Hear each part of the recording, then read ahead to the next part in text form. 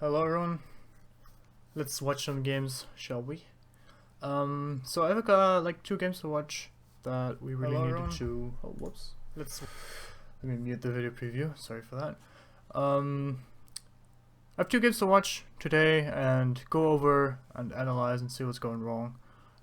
Because these two games were kind of messy in some places. Like the other one, the second one, the Canyon game, is the first game we lost actually. So I really wanna take a look at that and what went wrong. Like I have a general idea of what went wrong that game, but we'll have to see. So this first game is a Sanctum Falls game. It's between Massive Damage on the Vader side and House Orion, Brutofishers on Orion side. So I have my trusty pen tool. I will make it orange or like red or something, so it's easy to see on Sanctum Falls. But yeah, let's go over compositions before we are doing the game itself. So for Massive Damage, we have Rakachu on Wu, Aradore on Trip, Leadphase on Mozu, Stormtremor on Amani, Roxazeroth on HK206. And for Brutofisher, we have Larsen the Bear on Tydo, Fooz on Charnock, Almighty on Uncle Sven, Summel on Amani, and Mythic on Gnosis. So the thing about these compositions is that they're pretty standard for these teams, at least. So both teams have a double melee. Brutofisher has the Tydo and the Gnosis, while Massive Damage has the Wu and the Trip. Brutofisher is the only team with a support in this case, so what they can do is they can focus more on actually trying to poke and use that Amani better, because they have some sustain for the Amani, but they are kind of lacking some like initiation, because Massive Damage has like, both teams don't really have the hard initiation of like a Margrave, but Massive Damage at least has the Wu pool for to try and force some stalemates and try to force some fights, to just pull the Mani off the perch, pull the Charnock in the team, or get the Sven down early on. Which is definitely going to help on a map like Sanctum Falls, and you definitely need that. So that's what I don't like from Brutofisher's side. They do have the Gnosis and the Sven to enable the Gnosis to kind of get that, but Gnosis doesn't do it as well as like a Wu or Margrave does, so they really need to play around that really well. So yeah, let's get into the game. The start of this game is going to be a little slow. The first push is rather yeah, it's not a lot happening. So we're gonna look at creature setup, we're gonna look at just how the team's position and what is going to happen. So Massive Damage is going to play for D side here. It's generally what they do. Generally favor playing D over playing E so far for what we've seen. So we see a Cyclops on A to block off Secret, I believe. We see a Cyclops on B, and we see Cerberus on C. Did I see that correctly? You get me? I can see what's on there right now, unfortunately. But yeah, you will see Brutofisher going for E, and Brutofisher is going to go camp up on the stairs and try and get a pick, and the Sven will get pulled and take some damage. So that's good. Immediately get some damage down on the support, but they are not able to pick him off for now.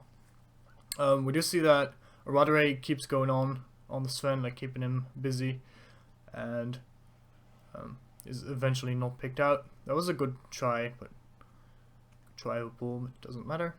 So I'm just going to pause the game as soon as I see something interesting happen. So we're just gonna look over the game, and then I'll lay it out. So this is where Sven gets caught eventually with the burst build trip, which was still good, because this game's like almost 2 weeks old. Really wanted to look at that still. So you see the Sven and Tydo drop down Trip comes from Secret and is still invisible, so she gets the stun out of Invis and then the kick for first blood. So that was a really nice pick. Not sure what Sven was trying to accomplish by going down there. Like I don't really see the point of that, so that was definitely a misposition.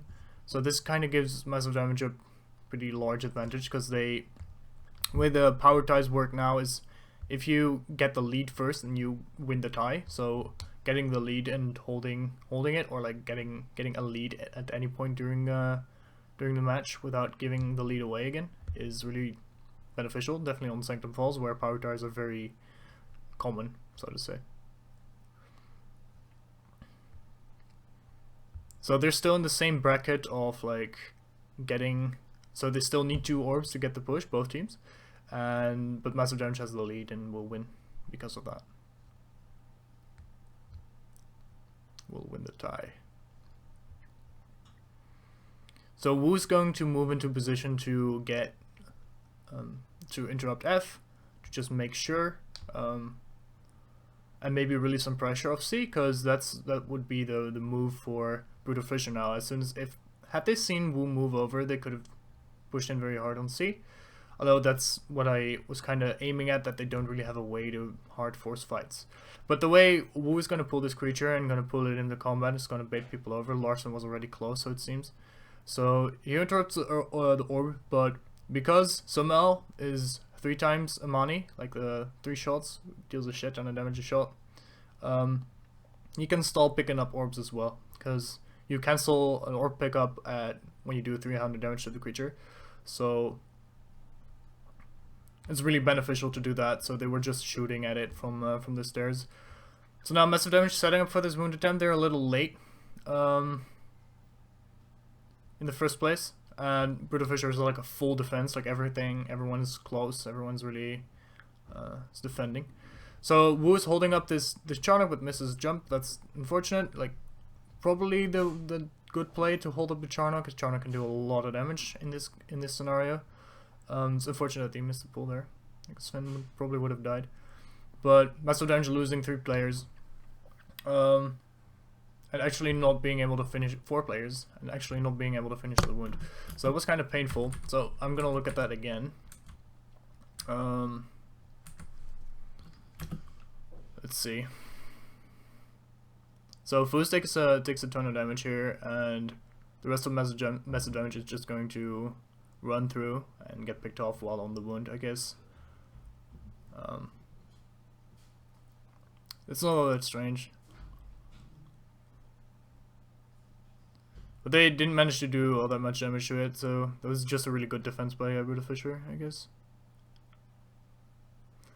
I probably think the Massive Damage like clumped up a little bit too much.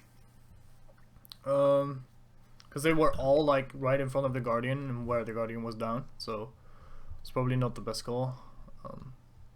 They should have spread out a little more, coming from different angles, so they can't like get AoE down by the Sven and Charnock, even though Charnock arrived later. So now Massive Damage decides to just go for E.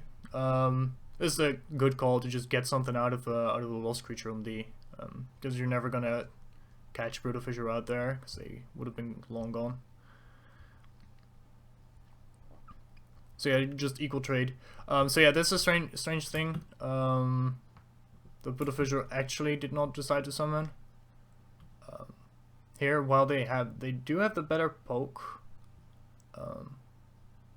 I'd say. Actually, I'm not sure about that. Like, they do have the Sven to like support their poke war at least, and support the Amani and the Charnock. But Massive Damage does have Amani and HK, which is incredibly strong, of course, at the long range. So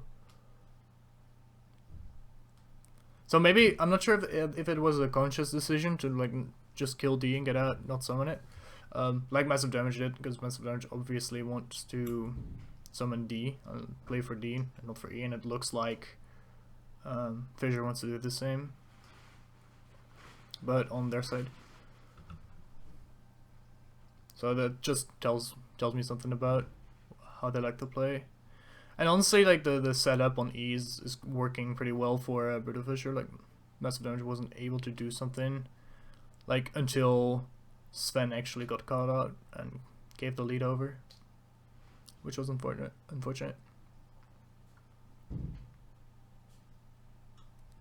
So I'm just poking something at poking a bit at F.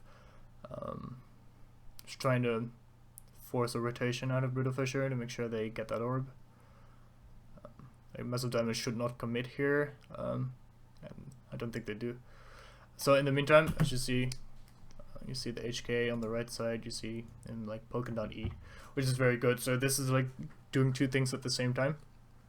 That's kind of what you need as well. What you need to learn as a team is when you are on one side of the map with your team and you're forcing an entire rotation out of the enemy team, you can probably get one person to do something else, as long as you like remain aware of not getting called out and playing on the defensive, so you don't get hard engaged on. So if they had a Margrave, if Brutal Fisher had a Margrave here, it would have been more difficult for MaD to stay out and to stay safe. So yeah, Radar kind of oversteps his boundaries here. So he was like poking around a little bit, and then he, I think this is a miscommunication where like Mozu and Wu were not really in a position to pull attention, and then he just gets turned on by 3 or 4 people. So I believe HK did quite a bit of damage to the creature on E, but was not able to kill it. So then Radar gives the push to Brutal Fisher. So what obviously would have been the more safe play. So I'm not sure about comms here, so I'll put on comms here for a bit. Hope it's not too loud. Oh, I tried. A little back when HK was on. 6 seconds. Audrey, leave. Yeah, I'm leaving. Pressuring there, so we can kill it after. Oh, they're rotating already. Is everyone looking at me? Or am I looking at me? Yeah, I'm looking. Alright, so HK was forced off by the Taito. So I think what the better play was, Rox should have been more, like, it honestly doesn't matter because Rox is not on the team anymore, but Rox should have been more direct about how many people are here, are there, because there were at least 3 around F from Brutal Fisher. There were like at least 3 in this area. So Rook should have been more clear about how many people were there. If it's just Taito, I honestly think the better play would have been that Aradre would have rotated over to E like sooner when he left in the first place. Because now he kind of goes like back in and gets called out, which is unfortunate because they were on 90 power. Oh, I tried. Setting up. Are we pulling? You alright, Audrey? Yeah. Beautiful. So the thing Massive Damage is actually looking for is getting someone in the sidelines of HK and Imani. So so they can like kill him down from range, which is what Wu is very good at, of course, because you can just pull one, like lock one person down for a bit, and that's kind of the Wu Trip combo. Is very good at that, especially last patch when Trip had like the shit tons of stuns. You could just lock a person down forever and just rail on them with the money in HK. That's kind of what the point is of this composition. But yeah, so Rudder dies and gives the push over to Brutal Fisher. Let's see how they take this attack.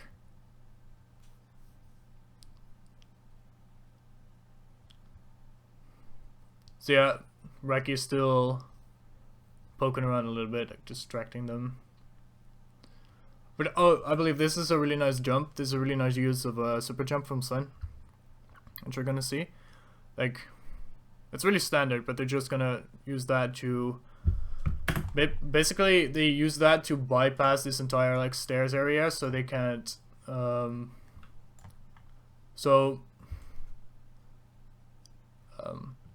Yeah, they basically drop sidelines from the back from Massive Damage, because MaD is coming from like this way as well. They're like in the back.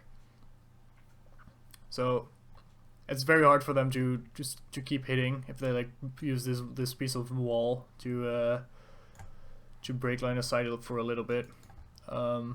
And they don't have to walk all the way around now, which like leaves them open to fire longer. So that's a really nice super jump that kind of just gets them into the wound real easy. Not sure how the Wu focus missed, but that's feels Wu Man, I guess. So yeah, that's just a really clean wound by Brutal Fissure, honestly. It's a really nice dropship.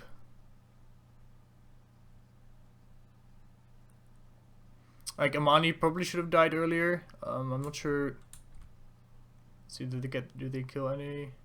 Like I think the focus fire could have been much better. Here, like Amani could have died earlier, definitely. But yeah, the Mani was super low. Should probably go down as well. So MaD got 3 kills off the back of that, or 2 kills actually. That gave Power 3 kills with Larson. Oh, and Sven is super low. Should probably go down, right? Oh yeah, that's kind of pattern I see with Rakin. Sometimes he's not exactly patient enough with his pulls, so he kind of misses them. So that's a wipe. That's really unfortunate. But yeah, that just happens. You just got chased down. It's just the nature of the composition, I guess. Like the way they retreated, they can't really make use of the Sven super jump, so that's unfortunate because that's like most of their mobility on their team. So Massive Damage obviously has like the most jump, it like trip slide. It like Wu was kind of the most mobile character in the game with like the boundless energy, flowing fist combo. Like there's a ton of shit to move. So yeah, because they went through E, they didn't get to use the super jump all that well. Maybe it would have been better. Like honestly, it may have been better for Brutal Fissure to just run down the stairs and super jump over the river. Although, no, I'm not sure actually. I don't think so, because then they would have like sidelines on HK and Trip, on Amani and Trip, Amani and HK. Damn, hard. It's hard. But yeah, that may have been an option at least for them. But yeah, Imani was pretty much dead after the wound, so I don't think it would matter all that much. This is auto wound. It's only 20 shield, like it's already some damage on the first one, so that should be auto. Yep. So yeah, now what was trying to do here is pull the Cyclops. Like same thing as pull the Cyclops like across this wall into this area where you're standing right now, and getting HK and Amani to rail on it, or like get it inside lines, but like do some damage to it. Brutal Fissure is not really onto it. They're chasing the Trip and Mozu on the stairs to the right. So yeah, just some poking, trying to wear down the creature and maybe make a push later on. Some prep work. Definitely can't hurt. So now Brutal Fissure seems to be setting up on E again. They have resummoned that, of course. Turned it into resummoned that after the last push and summoned another Serb. Like this Cyclops is getting real low on here. Getting like half HP now. Like this is really, oh shit, rubber banded. It is just pretty good catching out Samel, who was already low. Eventually getting the creature. I did lose the money though. I'm not sure how money died. Oh, he got sniped out. Oh, unfortunate. Samel focused him, I guess.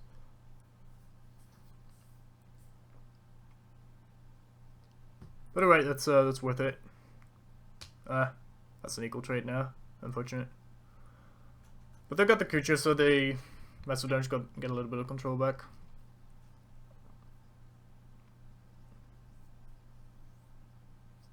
But now, like obviously they can, like this is why the Cyclops on on this D point is really strong. You make it really hard to siege this D point like consistently because you like cut off this wall. So what that does is it if you're still caught in this rotation of the ramp, basically you're gonna hit a wall and you're gonna be caught out and easily sniped down. So Rek is really low and should not be here right now.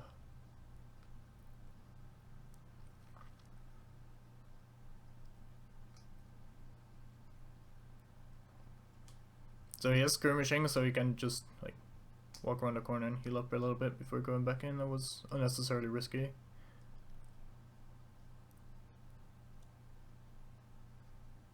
Just trying to play the same game, sieging the F point. So I believe that's Tidal on C right now. Yeah, this is kind of what the servers, upgraded servers on C does. It just walks out everything. Like, you cannot do anything anymore to get into the base of massive damage. Like, Brutal Fissure is going to have a very hard time actually getting things done, like on enemy territory now. Without having, like, obviously MaD is going to react before Brutal Fissure can do anything there. That's my point. So I'm just looking for a pull on Amani to get her down. Not sure how that push. When was that? Yeah, I think we had the like massive damage at the lead at some point, so they win the tie. I don't think it's like a good plan to go for this wound. Like full shield second wound, Sanctum Falls is a pain in the ass. Like you don't want that. It's almost certainly not worth it. Because it's like incredibly far in, so you're gonna take a lot of free damage. It's incredibly far out, so like the enemy is really long. Like Brutal Fissure is really long to try and maybe catch people out. Sending them one trip, maybe good to try and just do some damage to it. Like I honestly don't think Wu should have gone here, but we'll see how it turns out. Maybe they can. Actually, that was good. Like this wound defense from Brutal Fissure was really lackluster. I'm not sure what happened. Did they just not expect the massive damage to actually go for it? Maybe they didn't. So Sumal and Mythic are the only two defending. Like I'm not sure what happened here. That's like a big mistake. Like not that a Wu and a Trip are gonna do a massive damage. Shit, I did it. A massive amount of damage to a full shield wound. I think that's all right, but yeah, you're gonna get turned on at some money then. Massive damage again, trying to go for E. Like I think that's where the rest of Brutal Fissure was as well, because massive damage has to kind of retreat and run away. So yeah, which was the good call as well. So you sent like your two kind of fast and mobile guys. You can go for the wound to get out, while the rest is just sieging E. So this fight is really weird. So you see Mythic is the only one, the Gnosis is the only one standing here. He's gonna get chunked out and has to leave. But look how much damage Wu takes in this case. So he just stands here, takes like a ton of damage, gets knocked back by the... Did he have RMB up earlier?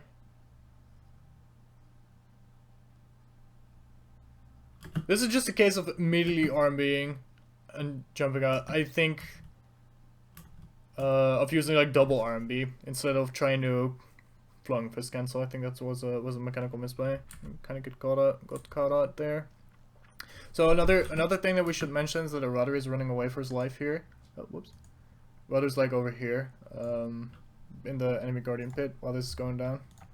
I'm not sure who's chasing him from Brutal Fissure. It's probably Taito.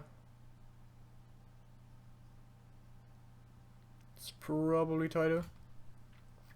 So yeah, I think the Wu took a lot of unnecessary damage there and died for nothing, and then the backline kind of just got poked down, because this is kind of where Brutal Fissure has the edge and like this really hectic AoE fights, because they have like the Charnok, they have a Sven for the heals and the AoE armor breaks, and like, and then also can do a lot of damage with his focus. I'm not sure if he actually focused, but he does have the AoE spear upgrade, so. And massive damage is definitely more single target oriented and like picking people off, so actually a full on team fight would be in Brutal Fissure's favor, I'd say. Which is what showed there. And the also a big deal is of course it was like a 4v4, I guess, for most of that. So massive damage is gonna make the call to just try it again. And this fight is gonna go much different, as Amani is just gonna get pulled out of the group, then focused by Trip and just blown up. So that's like immediately one man down, get like a lot of damage. One of the main damage dealers from Brutal Fissure. That's not there anymore. And then Fuz takes a lot of damage as well. Can be picked off, like excellent Mosa focus. Just deals a lot of damage, very clean. This is like an incredibly clean fight, like super, just wiped. I believe Taito dies as well. Eventually. Does he? Or is he just running away?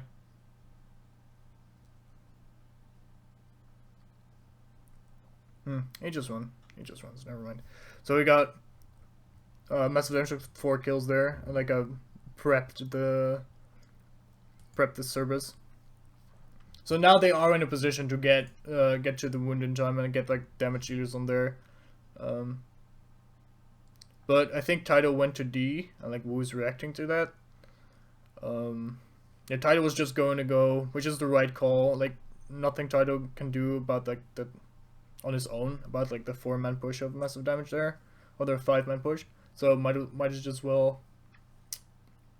as well just get some focus or like get some stuff off D and maybe even kill it if nobody reacts to it. And he's upgrading Shadow Serb, so he probably went to go get focus off of that. So now in Clash, it's very like the wound only has like not much hit points left, and the rest of a massive damage lost 4 people with 10 seconds up. So Brutal Fissure definitely have like a window to do stuff here, but doesn't really seem like they're reacting all that fast. I'm not so sure about this. What's this gonna mean?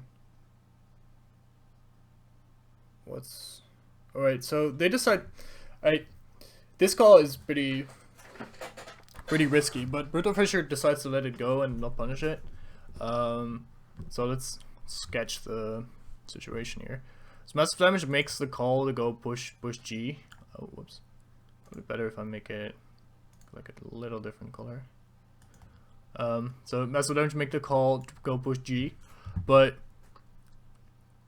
they knew that at least 3 people of Brutal Fissure are like on their E, on like the Cerberus or in the middle area. So, and they have like an orb spawning on the Summer Bloomer on the A. So this A point is incredibly vulnerable right now. Fortunate for massive damage though is that Brutal Fissure decide to react and rotate over to G with all of them instead of just pushing A and like getting that orb as well, which would obviously be the better and most profitable play.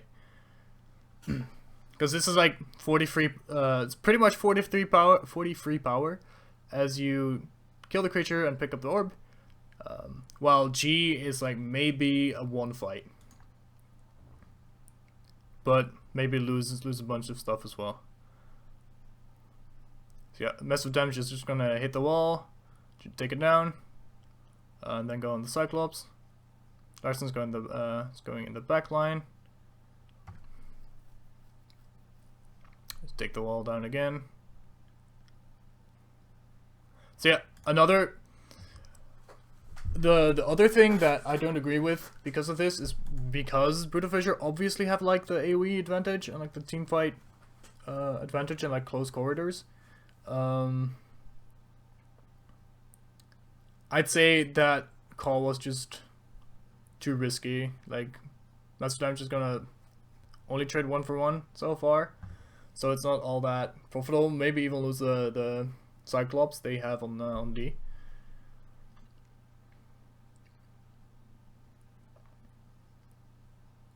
But they do have like the 10 power lead. How did they get the power lead though? Oh, because they killed the creature. Yeah, of course. So they traded 1-for-1 but killed the creature, so that they get like a 10 power lead now. But that obviously that was risky. Definitely.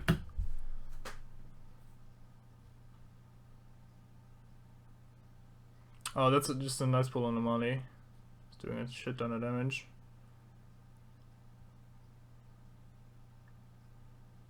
It's unfortunate that they couldn't follow that up.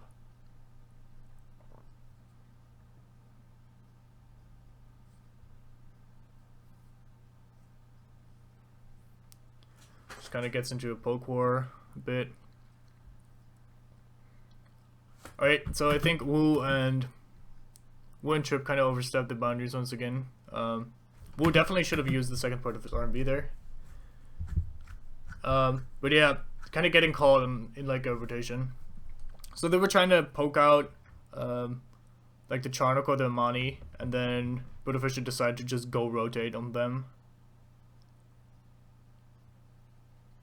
Which is obviously like really good and smart.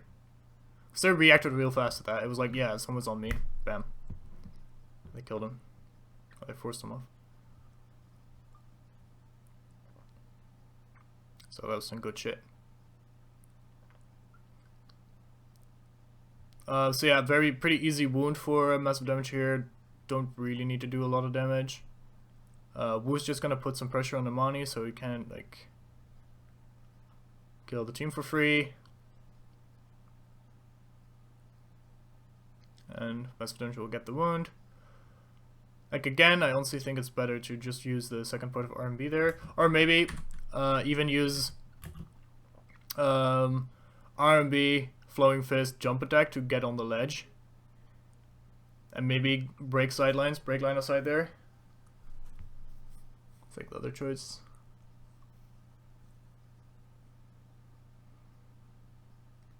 Rider should be okay, I guess. Seems like it. So yeah, that was an all-round win jig actually. Massive damage coming off of that with a 10 power lead, which usually doesn't happen if you're the one attacking. Coming off with a power lead, so that's really good. I'm not sure how Nonsense and Money died eventually. So Amani is like pretty healthy right now on top of that. Did he just get sniped out or something? I guess so. I guess someone just outsniped her. Or like Storm Troll just outsniped someone. Alright, fair enough.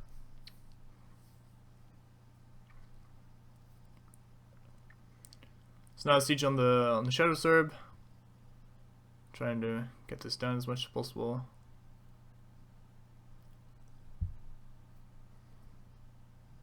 Oh, by the way, I missed something that I wanted to explain. It was this one. Like, there's a really weird thing going on why Massive Damage still got the push here, so you can probably see it happening. Normally, Massive Damage is a normal creature on D, and Brutal Fissure has like an upgraded creature on E. So this creature should pick it up faster, but as a Shadow Serb has like this kind of special dash attack as soon as like the orb spawns. He's kind of dashing about, he ran back to focus up the orb, but then because he was dashing around, that means it was later than it was too late to pick up the orb in time before D got it. So Massive Damage still got the push. It's very unfortunate.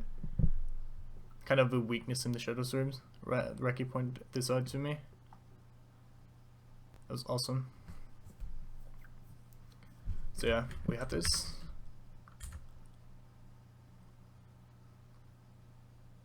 I believe Knossos is kind of alone and really far back. Oh no, Knossos over there. I just got HK focus. Sure. Yeah, I just got railed by HK and Amani, I guess. But the title was like forward defending, like chasing someone.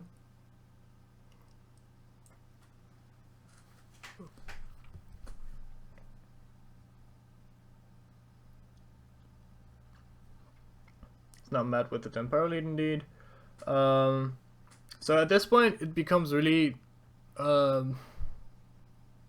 it becomes a game of trying to bait people into rotations that they get to places they don't really want to be. And just sieging points, like working it down. Like Reki obviously stays too much in the Tronic fields. Takes a lot of damage there again. So I don't really But if Fisher decides to like hard engage this or just charge it massive damage here. So now the Q went through the creature. So they are Brutal Fisher's 10 power down, so they kind of have to make the play. Because they have like the upgrade disadvantage here, like massive damage has like 3 upgraded creatures. Brutal Fisher has none. So that's a big disadvantage here. But like Wu takes a lot of damage, Mozu takes a lot of damage, and I believe that's HK. Yeah, HK take a lot of damage as well, so they decide to hard engage. Like probably would be the right call. But you're taking your Knossos taking a lot of damage from like the ranged already while he's running in. That's kind of Knossos' deal. So HK goes down, but they trade Knossos and Amani in return. Like Radore just solid Amani. So now massive damage can just continue the siege on this point. Like Fus just got away. Rosala, the Shadow Serp is doing weird shit.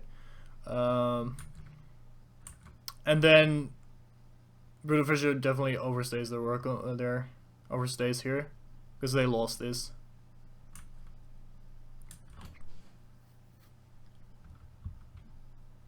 Like they lost this point.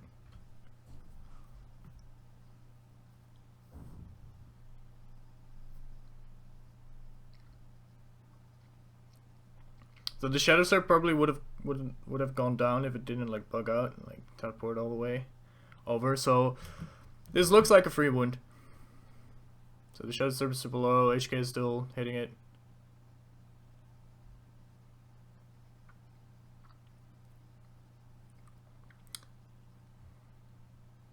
So you have Amani shooting it, you have HK shooting it.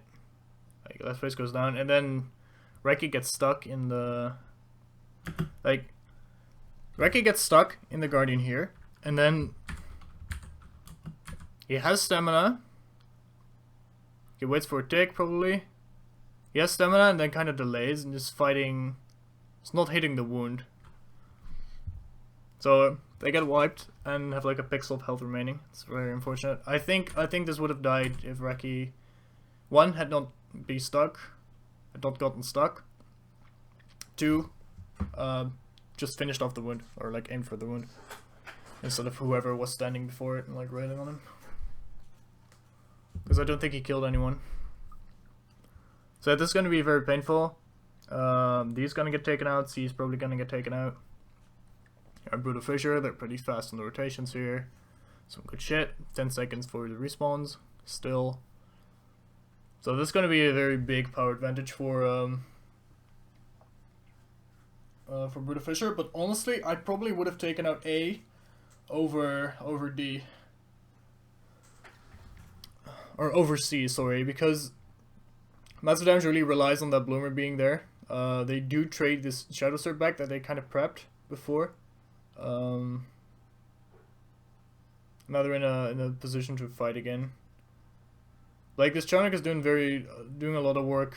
Seeing like Wu takes a lot of damage, and now this is where Brutal Fisher has like a ton of focuses off of the 2 creatures and like just wail massive damage down. Just fuck them up.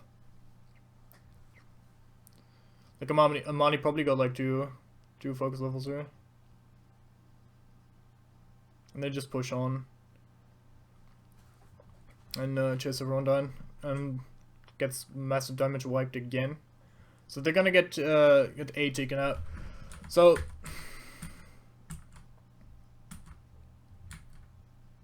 I think this is just again massive damage kind of overstaying.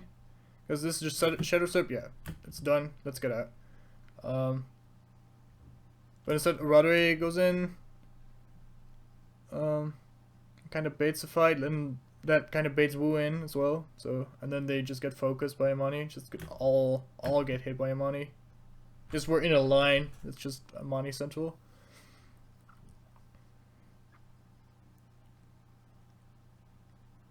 So yeah, somehow carried the shit out of that fight probably. With that focus. So otherwise Master Dungeon would have gotten out for free without the focus.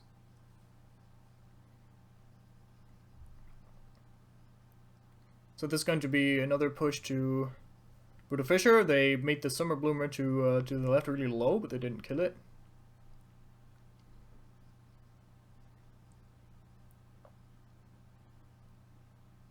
So they can just finish it off, get like the 20 power lead as well in this round. Which is very good, of course, and then just get out. There are a couple of pretty low guys, so Massive Gems is pushing really hard to engage on this, which is, I think, the good call. So it did take a bit of damage. They managed to... Oh shit, that was really close. Oh man, what happened there?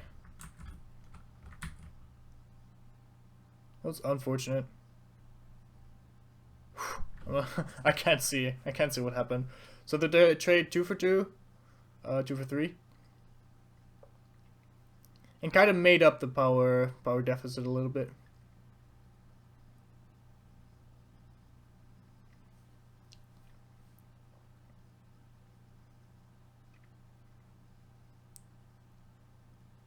So now Massive Damage is just gonna respawn their creatures. Definitely what they should be doing. So they got like a moment of respite.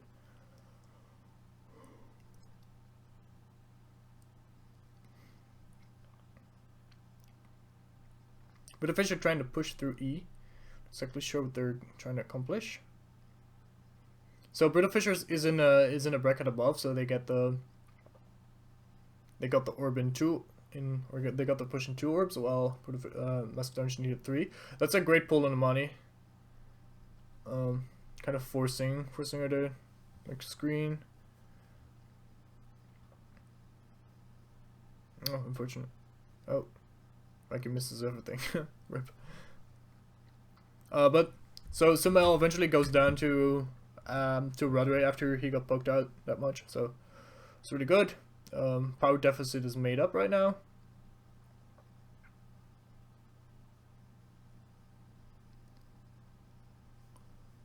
So this is basically whoever wins the next fight, like wins the game probably. So it's just gonna be orb stalling for Massive Damage here. To just make sure and like give up the Wu. It was kind of risky maybe. So Wu was half HP already, and the Rodri was on the move out. Oh, he was actually like full HP, so it's good again. Was good enough, I guess. Is the mirror, is Brutal Fisher a little slow on this?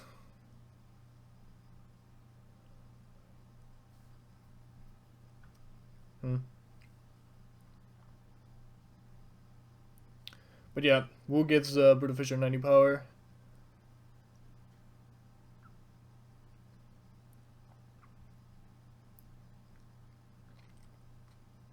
And then Massive Damage should be able to finish this off.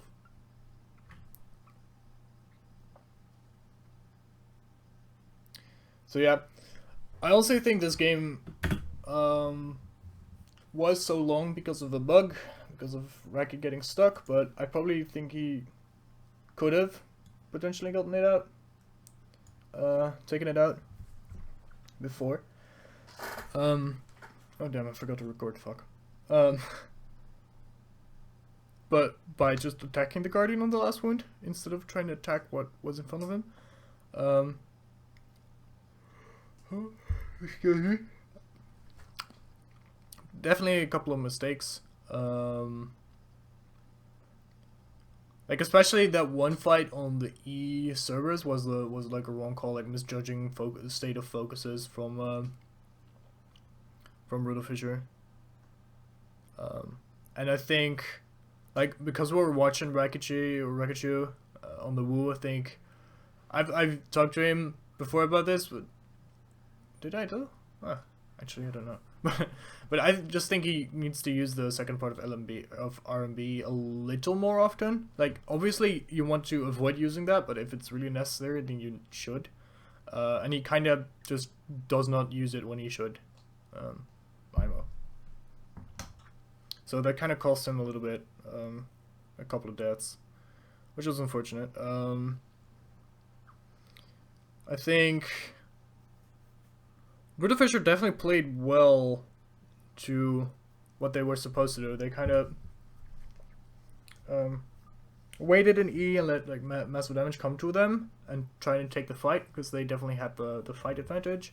But yeah, they made a couple of like rotations that were suboptimal, as I said. Like they, instead of just taking out a free A in an orb, they went over to fight. And while they do have the fight advantage, like the team fight advantage, they did not really decisively win that, so they didn't get much out of it. So I think Brutal Fisher should just watch the map more for what the options are of making a play, because you generally have like 2 or 3 options of different plays that you can make, and then you just need to judge which one's worth more and which one has the lowest risk. So yeah, that was that for now. I'll upload this. Probably do a little more tomorrow. I didn't have much time, so hope you enjoyed. Don't forget to follow my Twitter and chat. It's all in the description and on my channel here. And see you guys later.